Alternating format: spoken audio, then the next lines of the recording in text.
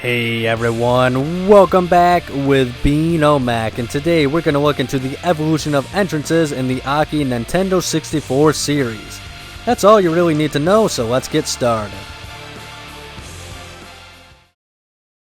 Starting off with WCW vs NWO World Tour and its Japanese sibling Virtual Pro Wrestling 64, these aren't entrances per se. Wrestlers start in the ring in their respective corners. Then, the camera zooms in and displays their names while they taunt. Even in tag team matches, all wrestlers are introduced separately. Personally, I don't mind that this is the route that they went for with the early games. The only real issue that I have with it is that most of the American wrestlers share the same taunt. This is particularly repetitive in World Tour, and I don't understand why they didn't just use their normal taunts to add some individuality, especially with guys like Hulk Hogan, Ric Flair, and the Macho Man. That said though, there's not really anything else to talk about with these two. Revenge improves in this department immensely. We get to see the stars of WCW walk out on stage, pose at the entrance, head down to the ring, and end their entrances in style with a camera zoom while they pull off their signature poses. We get the privilege of pyro for entrances as well, and it changes depending on the stage chosen too. Any and all wrestlers enter the ring together in tag matches, which is a sweet detail. In one-on-one matches, certain wrestlers are accompanied by normally unplayable managers, such as Vincent, Dusty Rhodes, and Jimmy Hart, just to name a few. There are some more cool details still. Managers follow you to the ring, but they wait in your corner outside the ring while you pose in the squared circle. Your opponents will be waiting for you to finish your entrance in their respective corners, which is something that took other wrestling games a few more years to implement. AKI was ahead of their time for sure. Once wrestlers leave the stage, it's replaced with a very low-res wall, and it stands out so much I just had to talk about it.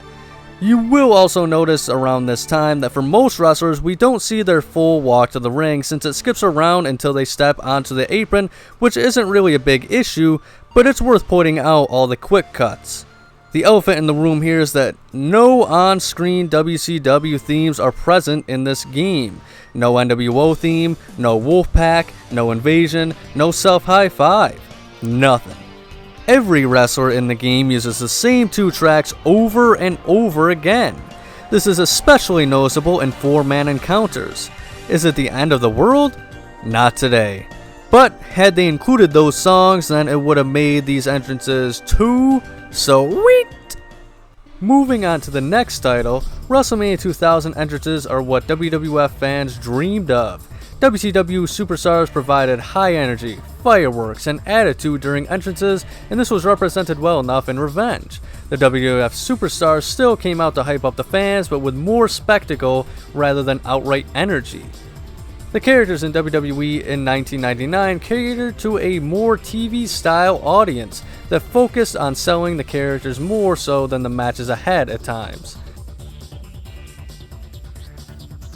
AKI delivered on lighting, Titantrons, specific walk animations, and best of all, official WWF theme music. AKI captured some of the most iconic entrances in WWE history. We get a panning camera shot of the arena, then the music starts, getting the crowd excited of who's to come. The Superstars Titantron plays for a few frames before they make their way out onto the ramp.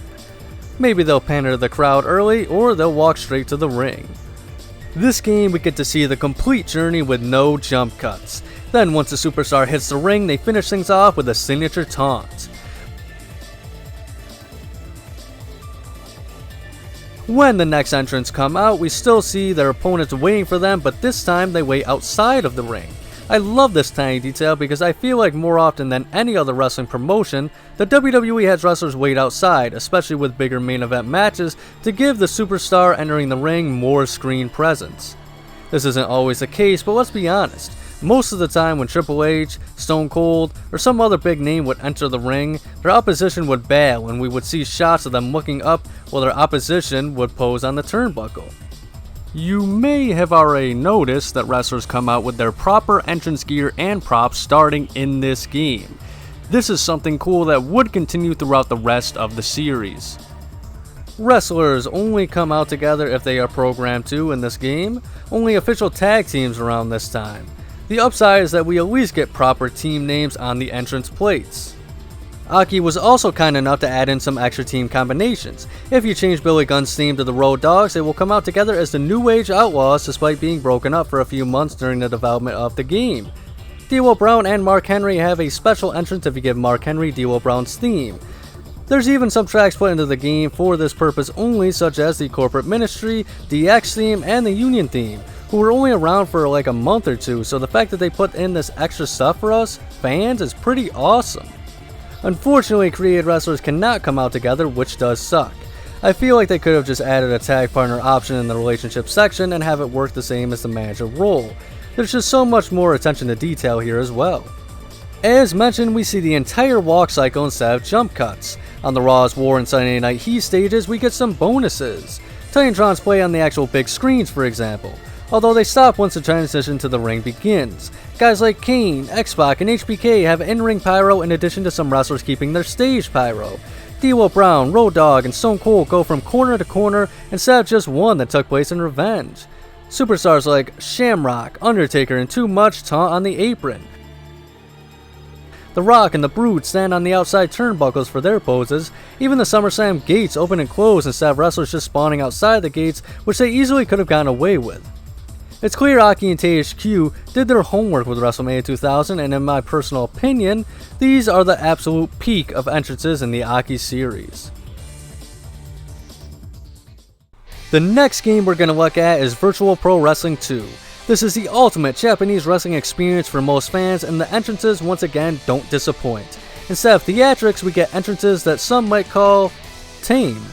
The music plays and we get a cinematic shot of the stadium. We then cut to our chosen wrestlers staying in the locker room contemplating the contest to come. Then they make their way into the ring. It's worth knowing that in the Tokyo Dome with the ramp, we see an extra portion of the entrance, but still there's no nameplates, no pyro, no taunts or anything. After entering the ring, we do get some announcer introductions.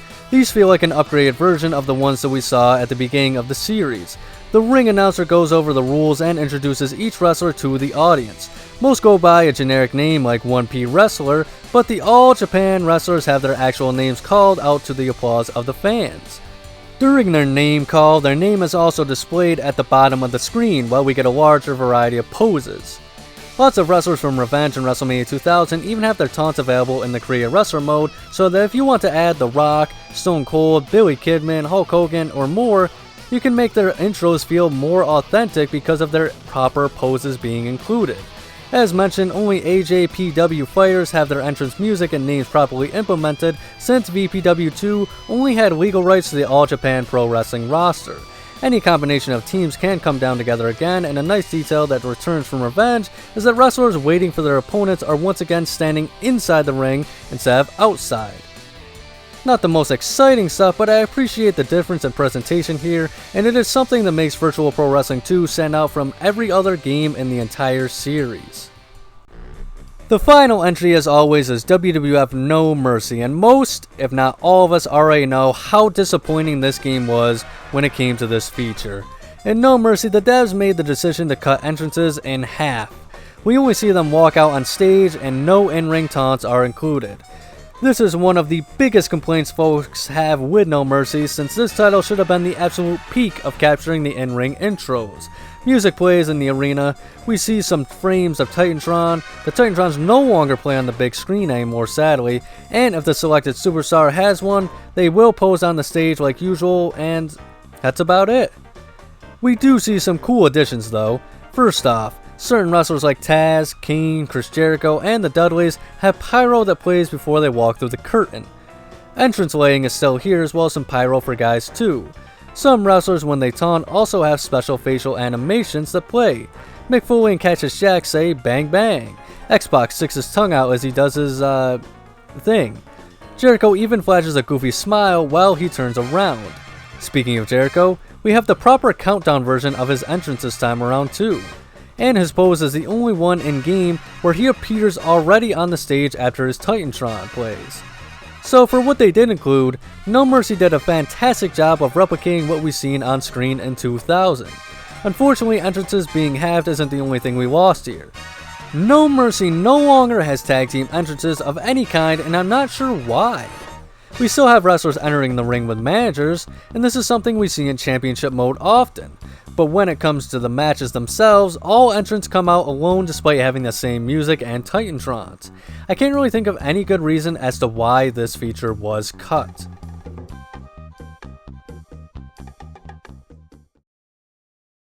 But there you have it, folks. Entrances started out as simple as possible before blossoming into something fantastic and accurate as possible. Unfortunately, in this specific department, the series ended with a whimper instead of a bang, which is too bad, but not everything can be perfect. Either way, I hope you all enjoyed today's conversation. If you did, please like and subscribe since it will help this channel grow. Check out more topics like this every AKI Sunday. AKI playthroughs are every Saturday. Non-AKI wrestling games I play every Wednesday, and I hope you look forward to more wrestling and non-wrestling reviews coming up next year.